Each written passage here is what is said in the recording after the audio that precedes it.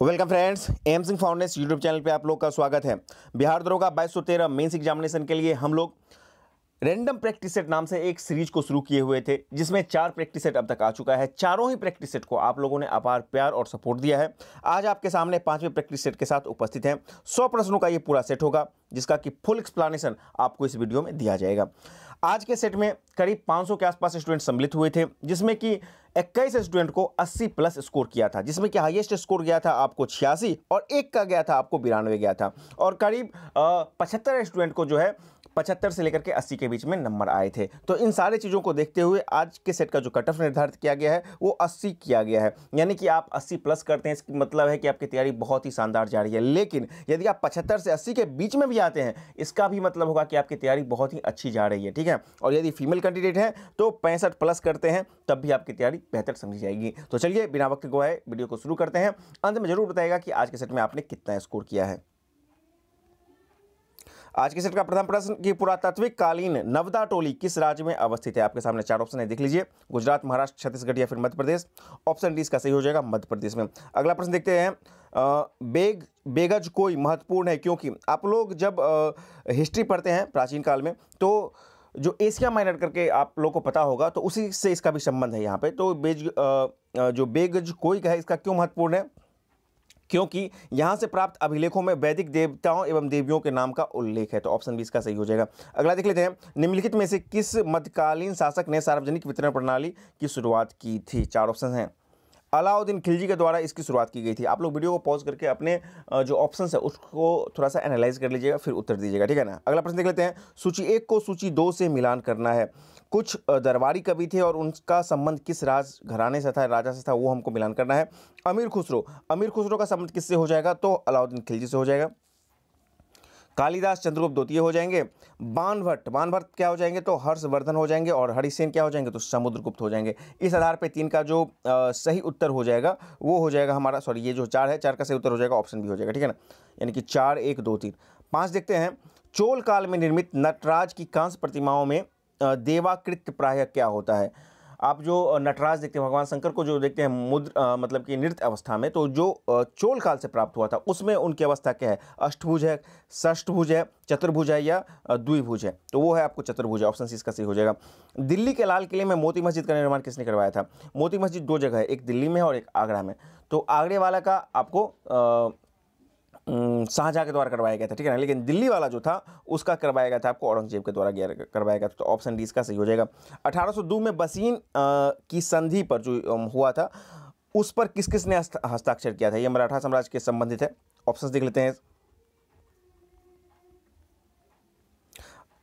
तो बसीन की संधि पर जो है 1802 में हस्ताक्षर किया गया था, वो अंग्रेज और बाजीराव द्वितीय के द्वारा किया गया था। ऑप्शन बी इसका सही हो जाएगा। अगला प्रश्न देख लेते हैं। इल्बर्ट बिल आपको पता है कि रिपन के समय में आया था, काफ़ी फेमस था, तो इसका संबंध किससे है? आपको पता है कि इल्बर्ट बिल लाया गया था रिपन के कार्यकाल में, और उसका ये था कि जो भारतीय जज थे वो अंग्रेजों के खिलाफ मुकदमा कर सकते थे। तो इसी के विरुद्ध में जो है अंग्रेज काफ़ी खफा हो गए थे और उस समय जो है एक आंदोलन भी कर लिए थे। तो इसका संबंध क्या हो जाएगा कि यूरोपीय लोगों के मामले में सुनवाई करने के लिए भारतीय न्यायाधीशों पर लगाई गई अयोग्यता को हटा दिया जाना था। तो यही था इल्बर्ट बिल, ठीक है।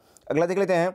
भारत के इतिहास के संदर्भ में उलगुलान अथवा महान उपद्रव निम्नलिखित में से किस घटना का विवरण था? आपको पता है कि जो मुंडाओं का आंदोलन था, बिरसा मुंडा, ठीक है ना, और ये कब हुआ था? 1899 से लेकर 19 के बीच में। इसी को उलगुलान विद्रोह भी कहा जाता है, ठीक है ना। ऑप्शन डी इसका सही हो जाएगा। निम्नलिखित में से कौन सा भारत का मार्टिन लूथर किंग कहलाता है? स्वामी दयानंद सरस्वती, राजाराम मोहन राय, विवेकानंद या फिर स्वामी सच्चिदानंद? स्वामी दयानंद सरस्वती को कहा जाता है। अगला प्रश्न देखते हैं। निम्नलिखित में से भारतीय राष्ट्रीय कांग्रेस के किस अधिवेशन में बाल गंगाधर तिलक ने अभिव्यक्त किया था कि स्वराज मेरा जन्मसिद्ध अधिकार है और उसे मैं लेकर रहूंगा? आपके सामने 4 ऑप्शन हैं। जो लखनऊ का अधिवेशन हुआ था 1916 में, ठीक है ना, और इसी अधिवेशन में दोनों में पैचअप भी हुआ था। तो इसी अधिवेशन के द्वारा जो है उसमें बाल गंगाधर तिलक की ये उद्घोषणा थी कि स्वराज हमारा जन्म अधिकार है और इसे हम लेकर रहेंगे। अगला प्रश्न देख लेते हैं। भगत सिंह ने सेंट्रल असेंबली में बम फेंका था, किसके साथ? भगत सिंह और थे आपको बटुकेश्वर दत्त। ऑप्शन सी इसका सही हो जाएगा। दोनों ने मिलकर के सेंट्रल असेंबली में बम फेंका था। गदर पार्टी काफी फेमस था, ठीक है ना, स्वतंत्रता के आंदोलन के समय में। तो गदर क्या था? भारतीयों द्वारा एक क्रांतिकारी संघ जिसका प्रधान कार्यालय कहां पर था? सैन फ्रांसिस्को में था। ऑप्शन ए इसका बिल्कुल सही हो जाएगा। अगला देख लेते हैं। गांधी जी के सिद्धांत के अनुसार निम्न में से कौन सा एक कथन सही नहीं है? देखिए, सत्याग्रही का उद्देश्य शत्रु को पराजित करना है, या फिर सत्याग्रह का शस्त्र जो है अहिंसा है। सत्याग्रह को अपने संकल्प में दृढ़ विश्वास होना चाहिए और सत्याग्रह को विरोधियों के प्रति द्वेष भावना नहीं रखना चाहिए। तो इसमें से देखना है कि सत्याग्रह के संबंध में गांधी जी का कौन सा स्टेटमेंट जो है उससे मिलान नहीं करता है। तो सत्याग्रह का उद्देश्य शत्रु को पराजित करना है, ये जो है सिद्धांत के अनुसार कथन सही नहीं है। ऑप्शन ए इसका सही हो जाएगा। अंतर्राष्ट्रीय मुद्रा कोष के संबंध में निम्नलिखित में से कौन सा कथन सही है? IMF जो आपको पता है, आइए देख लेते हैं। यह किसी भी देश को ऋण प्रदान कर सकता है, यह केवल विकसित देशों को ऋण प्रदान करता है, यह केवल सदस्य राज्यों को मतलब देशों को ऋण प्रदान करता है, यह किसी भी देश के केंद्रीय बैंक को ऋण प्रदान करता है। तो जो IMF है वो हमेशा सिर्फ और सिर्फ अपने सदस्य देशों को ही ऋण प्रदान करता है। ऑप्शन सी इसका सही हो जाएगा। अगला प्रश्न देख लेते हैं। निम्नलिखित में से कौन सा कर केवल राज्य सरकार द्वारा लगाई जा सकती है? संपत्ति, आयकर, आयात निर्यात या राजस्व कर? जो रेवेन्यू होता है, राजस्व कर होता है, वो सिर्फ और सिर्फ जो है आपको राज्य सरकारें लगाती है। बाकी ये तीनों के तीनों कर जो है आपको केंद्र सरकार लगाती है। अगला देख लेते हैं। निम्नलिखित में से कौन सा भारतीय अर्थव्यवस्था का लक्षण नहीं है? दोषपूर्ण संपत्ति वितरण बिल्कुल है, तकनीकी पिछड़ापन ये भी है, रोजगार की समस्या ये भी है, लेकिन पर्याप्त पूंजी, भारतीय अर्थव्यवस्था में पूंजी की हमेशा कमी होती है, यहाँ पे पर्याप्त पूंजी नहीं है। तो ऑप्शन सी हो जाएगा, ये स्टेटमेंट हमारा गलत हो जाएगा। जैव विविधता के ह्रास का मुख्य कारण क्या है? प्रश्न संख्या 18। ऑप्शन देख लेते हैं, आइए। पहला है कि आवासीय प्रदूषण, विदेशज प्रजातियों का समावेशन, अत्यधिक दोहन या प्राकृतिक आवास विनाश। जो मतलब कि आपका जैव विविधता का जो ह्रास होता है सबसे ज़्यादा, वो होता है प्राकृतिक आवास का विनाश होता है, ठीक है ना। ऑप्शन डी इसका सही हो जाएगा। अगला प्रश्न देख लेते हैं। जुगाली करने वाले पशुओं से किस प्रकार के ग्रीन हाउस का जो है उत्सर्जन होता है? कार्बन डाइऑक्साइड, मीथेन, CFC या फिर नाइट्रस ऑक्साइड? ऑप्शन बी इसका सही हो जाएगा, मीथेन। राष्ट्रीय वन नीति भारत के कुल कितने भौगोलिक क्षेत्र में वनों के प्रतिशत का जो है पुष्टि करता है? आपको पता है कि 1/3 33% वन की बात की जाती है। यदि आपका राज्य में या देश में 33% वन है, इसका मतलब है कि वहाँ पे जो पर्यावरण संतुलन है वो बेहतर रहेगा। तो 1/3 इसका सही उत्तर हो जाएगा। सम्राट बनने के पश्चात यूरोप पर प्रभुत्व के प्रयास में 1805 में इंग्लैंड और नेपोलियन फ्रांस के मध्य कौन सा युद्ध हुआ था? ट्रफलगर, सेडान या फिर पेरिस? इसका सही उत्तर हो जाएगा ट्रफलगर का युद्ध। हवा में तैरते हुए श्वसनीय सूक्ष्म कणों का आकार कितना होता है? 4 ऑप्शन आपके पास, इतना से देख लीजिए। 5 माइक्रोन से कम। जो भी हवा में जो सूक्ष्म कण तैरते रहते हैं और जिससे आपको मतलब कि नाक के द्वारा आता है, तो वो हो जाएगा आपको 5 माइक्रोन से कम हो जाएगा। Option D. भारतीय संविधान के अनुसार 31 का क, जो अनुच्छेद 31 का क है, इसके संबंध में निम्नलिखित कथनों पर विचार करना है। देख लीजिए, इसे पहले संविधान संशोधन अधिनियम 1951 के द्वारा जोड़ा गया था। ये जो 31 का क है, इसमें के बारे में बताया गया है कि इसे पहले संविधान संशोधन 1951 के द्वारा जोड़ा गया था और इसे अनुच्छेद 14 एवं 19 पर वरीयता दी गई है। अब इसमें देखना है कि कौन कौन से कथन सही है। तो बोथ आर ट्रू, यानी कि 1 और 2 दोनों सही हैं। जी हाँ, इसको 1951 में ही जोड़ा गया था प्रथम संविधान संशोधन द्वारा, और इसमें जो कठिनाइयाँ थी मतलब कि मौलिक अधिकारों को लागू करने में, उसको दूर करने के लिए इसको लाया गया था। तो ऑप्शन सी हो जाएगा, बोथ आर ट्रू, ए और बी। चलते अगले प्रश्न की तरफ आते हैं। राजनीति सिद्धांत के अनुसार इसके संबंध में कौन व्यक्ति ने ऐसा कहा था कि यह एक ऐसा चेक है जिसे सुविधा अनुसार जो है भुनाया जा सकता है, यानी कि भजाया जा सकता है? तो KT शाह ने इसके संबंध में कहा था, राजनीतिक सिद्धांत के संबंध में। अगला प्रश्न देख लेते हैं। निम्नलिखित में से कौन निर्धारित करता है कि भारतीय एक संघ है? भारत जो है एक संघ है, यूनियन ऑफ स्टेट्स है। कौन सा करता है? एक लिखित और कठोर संविधान है, एक स्वतंत्र न्यायपालिका है, केंद्र और राज्य के बीच अवशिष्ट शक्तियां हैं, या फिर ऑप्शन देख लेते हैं। अगला बोल रहा है कि केंद्र और राज्यों के बीच शक्तियों का वितरण है। बिल्कुल, केंद्र और राज्य के बीच में शक्तियों का वितरण है, इसलिए बोलता है कि यूनियन संघ है, संघीय सरकार है भारत में, ठीक है ना। अगला देख लेते हैं। भारतीय संविधान में निम्नलिखित अनुसूचियों में से कौन सी राज्यों के नाम को सूचीबद्ध करता है और उसके क्षेत्रों को निर्दिष्ट करता है? 12 अनुसूची आपको पता है ना। तो जो अनुसूची 1 है वही बोलता है कि राज्यों के नाम और उसका जो भी क्षेत्र है वो उसके बारे में बताया गया है। अनुच्छेद 4 बोलता है, अनुसूची 4 बोलता है आपको जो राज्यसभा का निर्वाचन होता है प्रत्येक राज्यों में, उसमें सीटों की संख्या बोलता है। दूसरा बोलता है जो आपका मतलब कि राष्ट्रपति या फिर प्रधानमंत्री जो भी पदाधिकारी है उनके वेतन, और तीसरा बोलता है उनके शपथ ग्रहण के समय में जो भी लिया जाता है शपथ, तो वो होता है, ठीक है ना। तो इसका सही उत्तर हो जाएगा आपको, राज्य और उसका संघ की बात की जा रही है तो अनुसूची 1 हो जाएगा, ऑप्शन बी। अगला देख लेते हैं। आकस्मिक स्थिति का सामना करने के लिए भारत की आकस्मिक निधि से धन का आवंटन कौन कर सकता है? जब भी संचित निधि से बात होगी तो वो संसद करेगा, लेकिन आकस्मिक निधि की जब भी बात होगी तो राष्ट्रपति के द्वारा वो किया जाता है, ठीक है ना। अगला देख लेते हैं। निम्नलिखित में से किस प्रधानमंत्री ने अपने कार्यकाल के दौरान एक बार भी संसद में उपस्थित नहीं हुए थे? चरण सिंह, जो चरण सिंह थे, चौधरी चरण सिंह, इनका कभी भी चरण संसद में नहीं पड़ा था, तो इससे भी आप इसको याद रख सकते हैं। ऑप्शन सी इसका सही हो जाएगा। न्यायिक समीक्षा के संदर्भ में कौन सा कथन सत्य है? न्यायिक समीक्षा के सिद्धांत की उत्पत्ति एवं विकास अमेरिका से हुआ है, बिल्कुल सही है। भारतीय संविधान में न्यायपालिका को न्यायिक समीक्षा की शक्ति देता है, ये भी सही है। और न्यायिक समीक्षा की शक्ति में ना तो संविधान संशोधन के द्वारा कटौती की जा सकती है, ना इसे हटाया जा सकता है। तो देख लीजिए इसका सही उत्तर हो जाएगा डी। सब के सब जो है ये सही हो जाएंगे, यानी कि 29 का सही उत्तर हो जाएगा डी।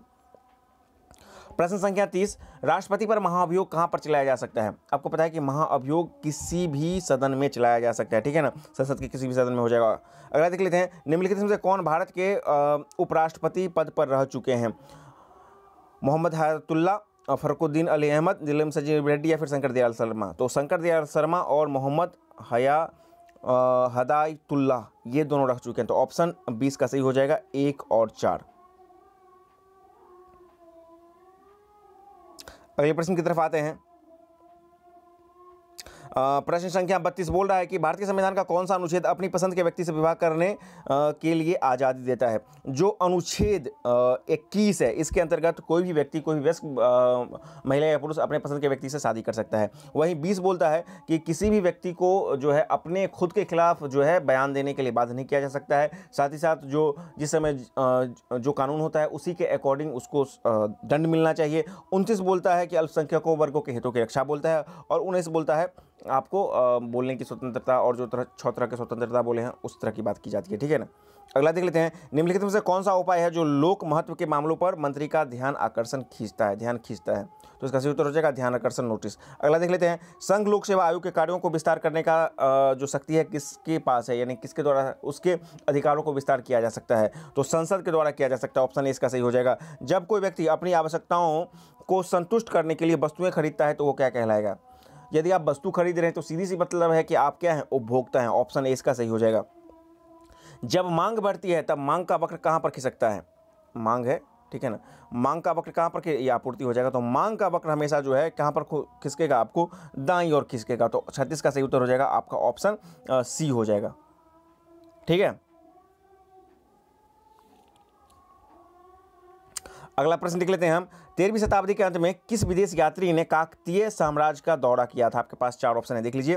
जो मार्को पोलो कहाँ पर थे? इतावली थे, इन्होंने जो है काकतीय साम्राज्य का दौरा किया था। तो 37 का सही उत्तर हो जाएगा आपका ऑप्शन बी हो जाएगा। अगला प्रश्न देख लेते हैं, समाज क्या है? मूर्त है, अमूर्त है या दोनों है?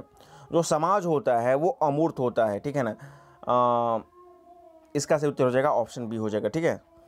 किस संत ने अद्वैतवाद का प्रतिपादन किया था? आपको पता है जो शंकराचार्य थे उन्होंने अद्वैत दर्शन का प्रतिपादन किया था। ग्रीन मफलर किससे संबंधित है? जल प्रदूषण, वायु प्रदूषण, मृदा प्रदूषण या फिर ध्वनि प्रदूषण? ग्रीन मफलर का संबंध है आपको ध्वनि प्रदूषण से। इसके द्वारा निर्मित इसरो द्वारा निर्मित व्योम मित्र क्या है? ये पिछले साल इसका निर्माण किया गया था। ये रोबोट है, ठीक है ना, जो अंतरिक्ष में भारत के जो मंगल मानव मिशन के सपोर्ट करने के लिए बनाया गया था, रोबोट था, ठीक है। सत्य कथन की पहचान करना है। तीजन बाई पांडवनी कलाकार है, पांडवनी छत्तीसगढ़ का लोक नृत्य है। बोथ स्टेटमेंट्स आर ट्रू, यहाँ पर हो जाएगा, क्या हो जाएगा? 1 और 2 दोनों सही हैं, ऑप्शन सी इसका सही हो जाएगा 42 का। अगला देख लेते हैं, अति विवादित बबली प्रोजेक्ट निम्नलिखित में से किस राज्य में अवस्थित है? आंध्र प्रदेश, गुजरात, मध्य प्रदेश या फिर महाराष्ट्र? तो ये जो था आपका हो जाएगा, सही उत्तर हो जाएगा 43 का हो जाएगा आपका ऑप्शन डी, महाराष्ट्र में हो जाएगा। अगला प्रश्न देख लेते हैं, रजप्पा किन नदियों के संगम पर अवस्थित है? रजप्पा ये आपको झारखंड वगैरह में है, तो झारखंड में ये दामोदर और भैरा नदी के संगम पर अवस्थित है, ऑप्शन ए इसका सही हो जाएगा रजप्पा। फसल चक्र आवश्यक है, क्यों? क्योंकि पार्टों में प्रोटीन की वृद्धि होती है, विभिन्न फसलों की प्राप्ति होती है, मृदा की उर्वरा शक्ति में वृद्धि होती है या फिर मृदा की नमी बनाए रखने के लिए। तो फसल चक्र जो है उससे मृदा की उर्वरा शक्ति में वृद्धि होती है, ऑप्शन सी इसका सही हो जाएगा। जब किसी वस्तु को पृथ्वी से चंद्रमा पर ले जाया जाएगा तब क्या होगा? आपको पता है कि वहाँ का जो जी का वैल्यू है वो कम हो जाएगा, तो ऑब्वियसली इसका भार घट जाएगा, ऑप्शन बी इसका सही हो जाएगा। निम्नलिखित में से कौन सुमेलित नहीं है? देख लीजिए, चिनूक संयुक्त राज्य अमेरिका बिल्कुल सही है, शिरोक सिसिली ये भी सही है, बिल्जार्ड चिली ये गलत हो जाएगा, और नॉर्वेस्टर्न भारत। तो मतलब कि जो गलत हमको चूज करना है तो बिल्जार्ड चिली ये गलत हो जाएगा। मोनालोआ क्या है? मोना लोआ जो है एक सक्रिय ज्वालामुखी हो जाएगा, ऑप्शन ए इसका सही हो जाएगा। निम्न में से किस भारत के राज्य की सीमाएं भूटान से नहीं मिलती है? भूटान से जो है आपको सिक्किम की भी मिलती है, पश्चिम बंगाल की भी मिलती है, अरुणाचल प्रदेश की भी मिलती है, लेकिन मेघालय की सीमा भूटान से नहीं मिलती, ऑप्शन बी इसका सही हो जाएगा। निम्न में से कौन अवशिष्ट पर्वत का उदाहरण है? हिमालय, एटना, किलिमंजारो या फिर अरावली? जो भारत की अरावली है ना, ये अवशिष्ट पर्वत का उदाहरण है, ऑप्शन डी इसका सही हो जाएगा। निम्न नदियों में से किसको दक्षिण की गंगा कहा जाता है? ठीक है, यहाँ पर याद रखिएगा, दक्षिण भारत की गंगा और दक्षिण गंगा दो शब्द होता है, तो दक्षिण की यानी कि दक्षिण भारत की गंगा की बात हो रही है ना, तो इसलिए इसका उत्तर हो जाएगा कावेरी।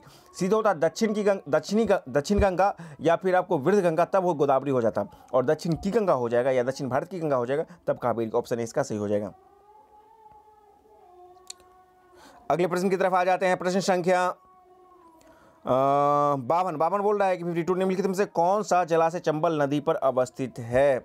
चंबल नदी पर जो है वो है राणा प्रताप सागर, ऑप्शन बी इसका सही हो जाएगा।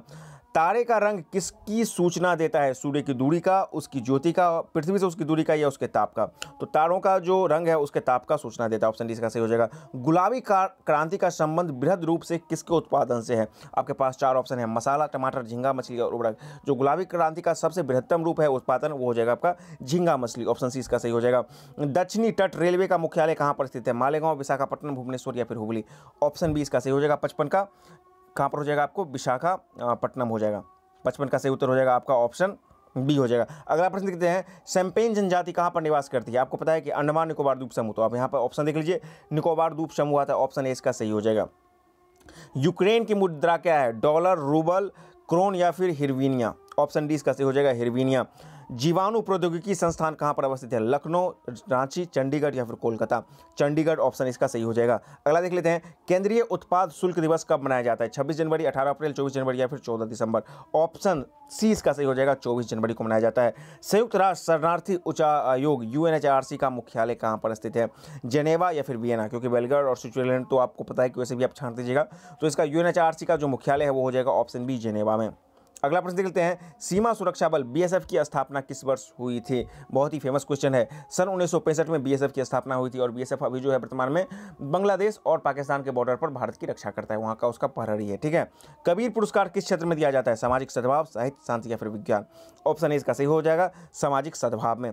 एक गाँव की जनसंख्या 800 है, यदि पहले वर्ष 10% और दूसरे वर्ष 20% बढ़ जाती है, तब 2 वर्ष के बाद जनसंख्या क्या होगी? बहुत आसान है, 8000 है, उसको 110/100 पहले के बार कीजिएगा, और फिर दूसरे बार क्या कीजिएगा? 120/100 फाइनल कीजिएगा, तो 10 560 आ जाएगा उत्तर। 63 का सही उत्तर हो जाएगा, ऑप्शन बी हो जाएगा। अगला देख लेते हैं, 64 बोल रहा है कि 1800 रुपये पर एक निश्चित समय के बाद 5% की दर से दे राशि 60 रुपया है, वो समय ज्ञात करें जब दे पूरी हो जाएगी। सीधे साधारण ब्याज पर आप देख लीजिएगा, ब्याज 60 रुपया है और आपको मूलधन 1800 रुपया मान के चलेगा यहाँ से, ठीक है ना। समय आपको निकालना है, और मतलब कि रेट जो है 5% दिया गया है। कैलकुलेशन कीजिएगा तो इसका जो सही उत्तर हो जाएगा 8 महीना निकल जाएगा।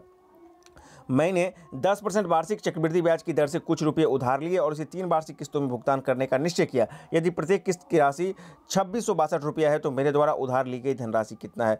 ये आपको चक्रवृद्धि ब्याज का जो किस्त है इसके अकॉर्डिंग इसको निकालना है। जब इसका फाइनल आप कैलकुलेशन कीजिएगा, आसान है, थोड़ा सा आपको कैलकुलेशन करना है फॉर्मूला के आधार पर, तो इसका जो सही उत्तर हो जाएगा 66 हो जाएगा, ठीक है ना।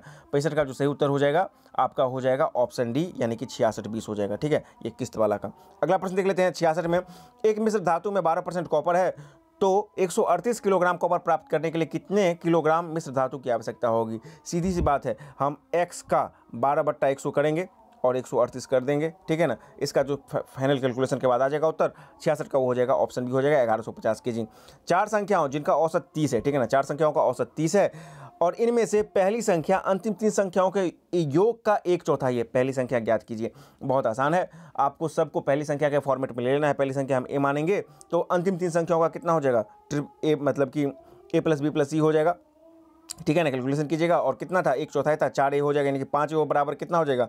30 × 4 यानी कि 120। इसका जो फाइनल उत्तर आ जाएगा वो हो जाएगा, a का वैल्यू आपको 24 निकल जाएगा, ऑप्शन सी इसका सही आ जाएगा। अगला देख लेते हैं, यदि 9 आदमी प्रतिदिन 9 घंटे काम करे और 9 दिनों में 9 इकाई काम करे तो 7 आदमी 7 घंटे काम करके 7 दिनों में कितने इकाई काम करेगा? तो इसको MDHW, ठीक है ना, M1D1H1/WN बराबर M2D2 H2/W2, इस फॉर्मूला पे हम लोग सेट करेंगे।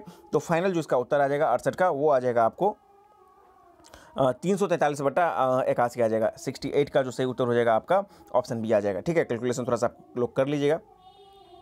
दो संख्याओं का मौसम उनके लॉसों का 1/5 है, ठीक है ना। और यदि दोनों संख्याओं का गुणनफल 720 है तब संख्याएं ज्ञात करें, ठीक है ना। देखिए, इसको आपको कैलकुलेशन कीजिएगा। आपको पता है कि दो संख्याओं का लॉसो गुणे मौसो बराबर क्या हो जाएगा, पहली संख्या गुणे दूसरी संख्या हो जाएगा, ठीक है। तो उस फॉर्मूला पे इसको सेट करना है, लेकिन आपको लॉसो और मौसो के बीच में संबंध निकालना है। फाइनल कैलकुलेशन कीजिएगा तो एक संख्या आपको 12, एक संख्या 60 आएगा, तो यहाँ पे 12 दिया गया है, तो 69 का जो सही उत्तर हो जाएगा आपका ऑप्शन क्या हो जाएगा, बी आ जाएगा। ठीक है, कैलकुलेशन खुद से कर लेना है। यहाँ पे देख लीजिए, cos 2x बराबर 1 है तो cos x का मान ज्ञात करना है। यदि x का वैल्यू आपको 0 से 45 डिग्री के बीच में है, ट्रिग्नोमेट्री का फॉर्मूला है, इसमें आप पुट कीजिएगा, इसका सही उत्तर हो जाएगा ऑप्शन डी। 70 का सही उत्तर हो जाएगा आपका ऑप्शन डी हो जाएगा। ठीक है, अगला प्रश्न देख लेते हैं। यहाँ पे x बराबर 4, y बराबर 3 और 3x + 4y बराबर 12 हो तो ग्राफ के द्वारा निर्मित त्रिभुज का क्षेत्रफल कितना है। ग्राफ पर आपको जो त्रिभुज का क्षेत्रफल ज्ञात करते हैं उस पर इसको फुट करना है, तो इसका जो फाइनल उत्तर आ जाएगा वो आ जाएगा 6 आ जाएगा। ठीक है, 71 का सही उत्तर हो जाएगा आपका ऑप्शन डी हो जाएगा। ठीक है, अगले प्रश्न की तरफ चलें। प्रश्न संख्या 72। प्रश्न संख्या 72 बोल रहा है कि यदि एक वृत्त की परिधि आपको 30/π दिया गया है तो वृत्त का व्यास क्या होगा। यानी कि आपको पता है कि 2πr बराबर इतना हो जाएगा, तो 2r यानी कि पाई कर देंगे तो 30/r² हो जाएगा। ठीक है ना, तो ऑप्शन ए इसका सही हो जाएगा। ठीक है, 30/π², सॉरी। यहाँ पे देख लीजिए, 2055 में से कौन सी लघुत्तम संख्या को जोड़ी जानी चाहिए जिससे वह जो है 27 से पूरी तरह विभाजित हो जाएगा। तो 27 से इसमें हम भाग देंगे और देखेंगे कि कितना शेष बचता है, फिर उस शेष में को मतलब जितना शेष बचेगा उसको हम 27 में से घटा लेंगे, तो 3 शेष बचता है, 27 में से घटाएंगे तो 24 इसका सही उत्तर हो जाएगा, ऑप्शन 20 का सही हो जाएगा। 18 वर्ष पहले और बी के आयु का अनुपात 8:13 था, उनकी आयु का वर्तमान अनुपात 5:7 है, ए की वर्तमान आयु कितनी होगी। सबसे पहले हम वर्तमान आयु का जो है 5x/sec कर लेंगे और उसमें से यदि -18 कर देंगे तो 8/13 हो जाएगा। इसको हम लोग सॉल्यूशन करेंगे तो हमारा जो फाइनल उत्तर आएगा x का 10 वैल्यू आएगा और वर्तमान में पूछ रहा है तो इसका सही उत्तर हो जाएगा आपका 50 वर्ष। 74 का सही उत्तर हो जाएगा आपका ऑप्शन ए हो जाएगा। ठीक है, अगला देख लेते हैं। 210 के अभाज्य गुणनखंडों की संख्या कितनी होगी। आपको पता है कि 210 को 2 से 3 से 4 से 5 से 17 तो करेंगे तो 17 तक आ जाएगा। ठीक है ना, तो इसका जो कुल अभाज्य गुणनखंड हो जाएगा वो 4 हो जाएगा। 75 का सही उत्तर हो जाएगा आपका ऑप्शन बी हो जाएगा। ठीक है ना, 75 का। अगला देख लेते हैं। एक आदमी जो है पश्चिम की दिशा करके मुंह खड़ा हुआ है, ठीक है ना, नॉर्थ, साउथ, ईस्ट और वेस्ट हो गया। ठीक है ना, एक आदमी जो है कहाँ पर करके खड़ा है तो पश्चिम की दिशा करके, ठीक है ना, पूरब और पश्चिम इस तरफ आपको मुंह करके खड़ा हुआ है। ठीक है, अब बोल रहा है कि वह 45 डिग्री दक्षिणवर्त घूमता है। दक्षिणवर्त यानी कि राइट हैंड यानी कि क्लॉकवाइज हो जाएगा। ठीक है ना, 45 डिग्री घूमा और फिर वहाँ से वो 180 डिग्री घूम गया, 180 डिग्री यहाँ पर घूम गया। अब फिर बोल रहा है कि वो वामवर्त यानी कि एंटी क्लॉकवाइज लेफ्ट हैंड जो है वो 270 डिग्री घूमता है, तो यहाँ पर 180 डिग्री हो जाएगा। उसके बाद 90 डिग्री बचता है तो 90 डिग्री यहाँ पे आ जाएगा। ठीक है ना, तब मतलब 180 डिग्री प्लस 90 कीजिएगा तो 270 हो जाएगा, तो इसका सही उत्तर हो जाएगा आपका दक्षिण पश्चिम हो जाएगा। ठीक है ना, क्षेत्र का सही उत्तर हो जाएगा, ऑप्शन डी हो जाएगा। अगला प्रश्न देख लेते हैं। एक कक्षा में रोहित का स्थान ऊपर से 7 तथा नीचे से 26 है, तो बताइए कक्षा में कुल कितने विद्यार्थी है।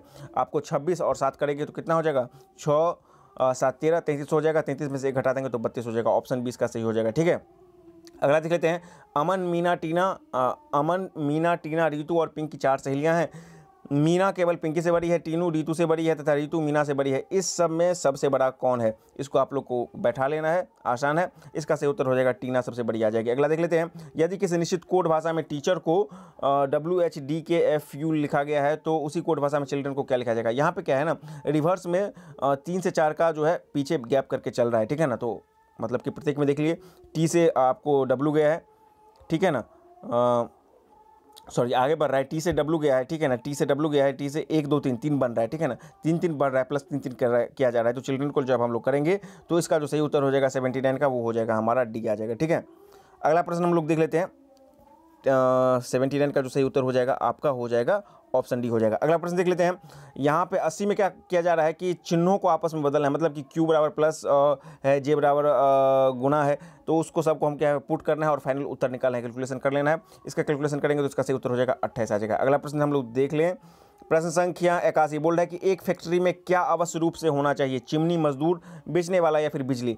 तो फैक्ट्री में मजदूर तो आवश्यक है, ऑप्शन 20 का सही हो जाएगा। विषम हमको चूज करना है यहाँ पे, ठीक है ना। यहाँ पे जब हम लोग विषम चूज करेंगे तो यहाँ पे हमारा सही उत्तर हो जाएगा ऑप्शन बी हो जाएगा। ठीक है ना, यहाँ पे एफ नहीं, यहाँ पे बी आना चाहिए, लेकिन यहाँ पे ए है, तो इसीलिए इसका सही उत्तर हो जाएगा 82 का ऑप्शन बी हो जाएगा। ठीक है, अगले प्रश्न की तरफ हम लोग चलते हैं।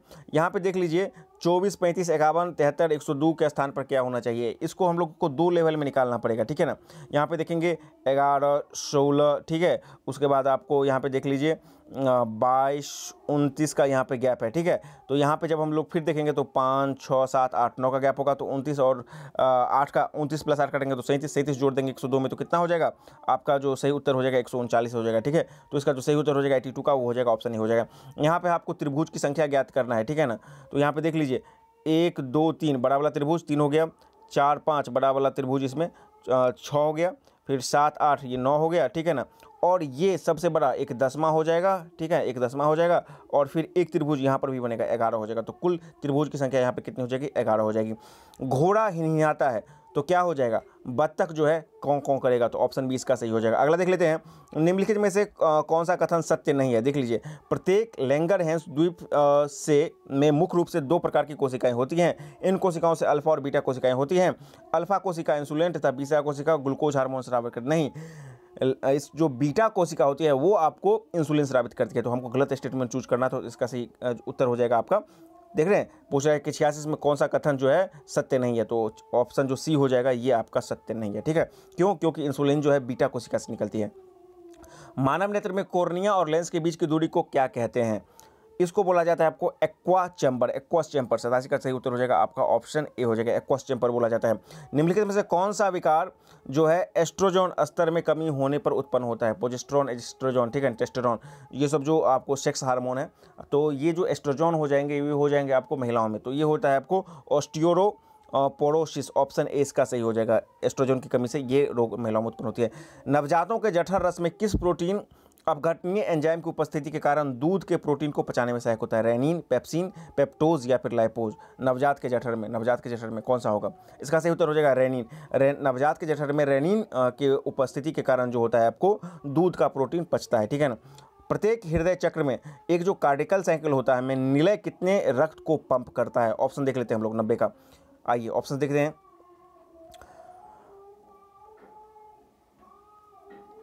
80, 70, 60 या फिर 50, तो 70 जो है पंप करता है नीले, ठीक है ना।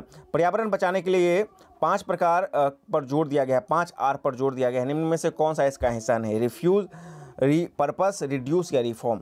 तो पर्यावरण बचाने के लिए रिफॉर्म जो है इसके पर्पस का हिस्सा नहीं है। निम्न में से कौन सा है डायबनर ट्रिक नहीं है, डायबनर का ट्रिक नहीं है। Lithium, sodium, potassium, calcium, strontium, barium या फिर सोडियम, कैल्शियम, ब्रोमीन या फिर क्लोरीन, ब्रोमीन, आयोडीन। तो सोडियम, क्लोरीन, ब्रोमीन जो है ये त्रिक डायबनर त्रिक नहीं है। एल्युमिनियम पर मोटी ऑक्साइड की परत बनाने की प्रक्रिया क्या कहलाती है, गैल्वेनाइजेशन, कैथोडीकरण, एल्युमिनीकरण या फिर एनोडीकरण। इस प्रश्न का सही उत्तर हो जाएगा आपका ऑप्शन डी हो जाएगा, एनोडीकरण। एल्युमिनियम पर मोटी ऑक्साइड की परत बढ़ाने की प्रक्रिया जो है एनोडीकरण कहलाती है। आधात्मिक ऑक्साइड की प्रकृति क्या होती है, जो भी आधात्मिक ऑक्साइड होती है उसकी प्रकृति मोस्टली क्या होता है, अम्लीय होता है, और जो धात्विक ऑक्साइड होता है उसकी प्रकृति क्या होता है, क्षारीय होता है।